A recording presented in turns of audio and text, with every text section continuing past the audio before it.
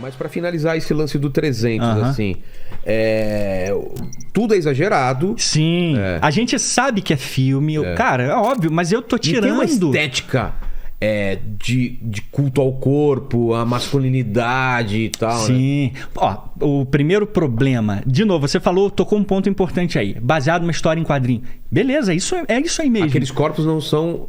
retratos do que eram os corpos dos espartanos? Eles eram fortes. Não daquele jeito. Aquilo lá é quem faz musculação. Claro, aquilo ali você tem toda uma aparelhagem hoje que você... E outra, parece que muitos ali também são 3D. Parece que muitos ali também tiveram... Não, tem maquiagem, tem... Pra deixar coisa... Pra deixar mais os gominhos lá. Isso aí. Então, assim, na Grécia Antiga... Ou pelo menos eu quero acreditar pra não me sentir mal também, né? Eu acho que pensar nisso, né? Tira um pouquinho da pressão. Da pressão sobre nós, é verdade. Mas então, assim, é baseado numa história em quadrinho. Beleza, claro. Quem gosta do filme... E tem um monte de gente que diz assim, pô, Thiago, eu vi...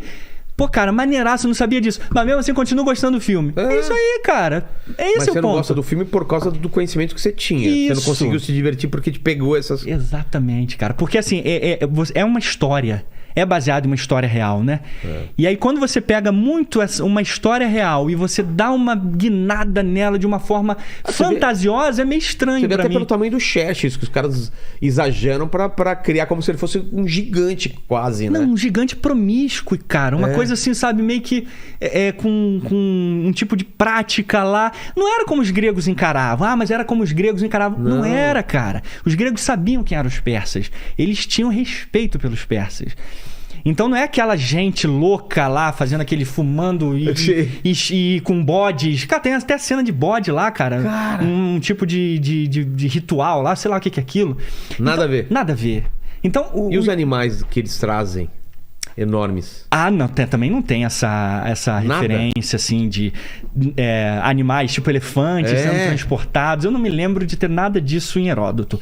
Eles tinham acesso a isso. Pode ser que eles tinham...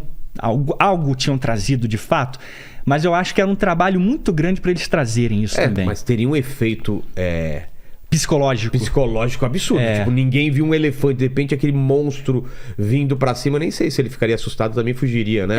Mas você vê, por exemplo, a logística que era trazer um bicho desses com aqueles navios que eram da época, né? Navios totalmente... tosco, fracos, barco, né? Que não tinha resistência. Então, assim, o filme, ele é baseado em uma história. E, querendo ou não, alguns minimizam muito o poder dos filmes, cara. Cara, os filmes, eles moldam a mente das pessoas mesmo. Claro.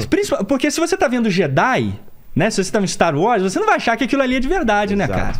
Isso é óbvio. Agora, você tá vendo 300. Por mais que alguma coisa ali... Baseado numa história real. Aí você já fala. Muita coisa você vai comprar ali. E, de verdade, várias pessoas disseram isso. Então, o meu problema com 300 é essa maquiagem toda que fazem esse culto a uma Esparta que não existe. Não é 300, não é Leônidas. O que Leônidas fez é real, é histórico.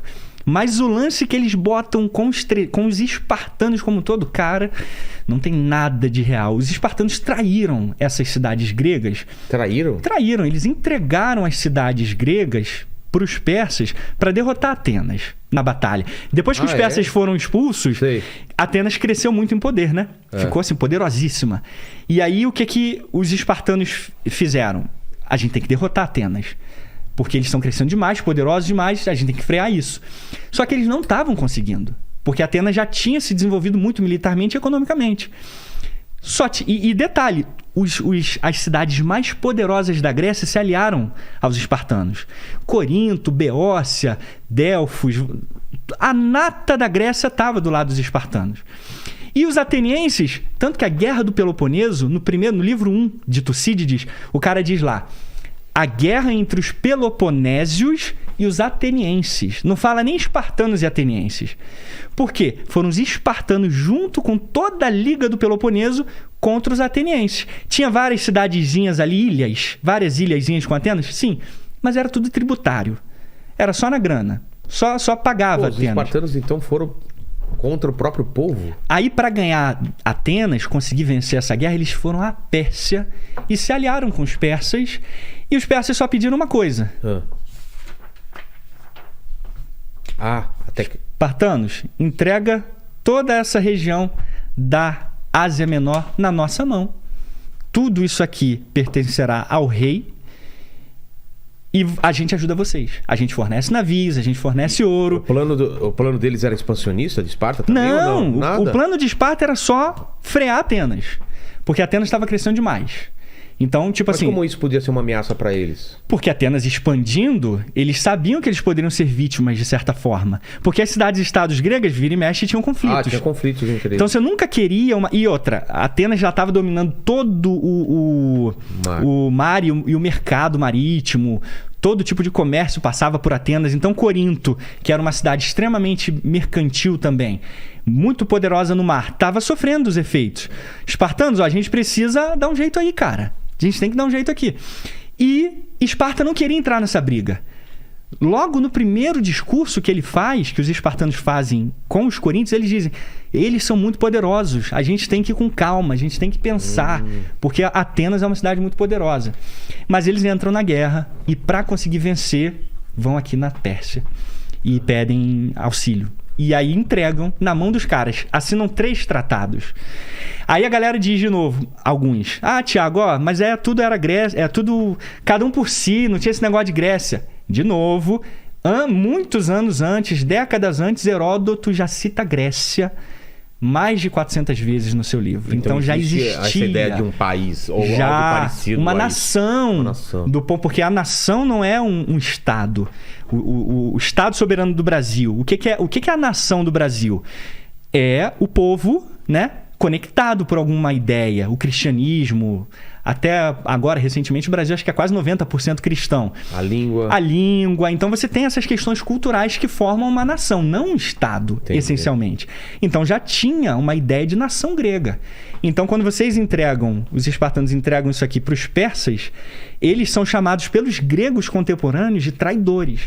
Eurípides, Iságoras, os escritores da época, Pausânias, séculos depois, diz que os espartanos foram os primeiros a vender, a comprar vitórias em campo de batalha.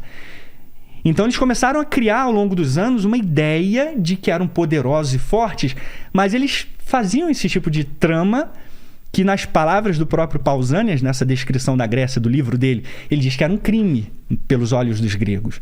Então tem muita coisa escondida e Esparta não tinha nada mau caráter disso.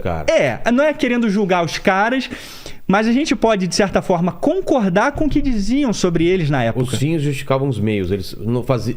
Não importava qual era o jeito, mas eles queriam ganhar. Exatamente. Nem porque o que é melhor para Esparta. Que se dane o resto. Se a gente tiver que entregar a Grécia inteira pra gente ficar de boa aqui, a gente entrega. Então, só que o filme não passa essa ideia. O filme passa a ideia dos espartanos como heróis e protetores. Como um ideal, e como justos e guerreiros. Isso, honrados. Cara, a honra passava longe de Esparta. Cara, eu já tô puto com os espartanos agora. Porra. Missão cumprida. Eu vim pra isso.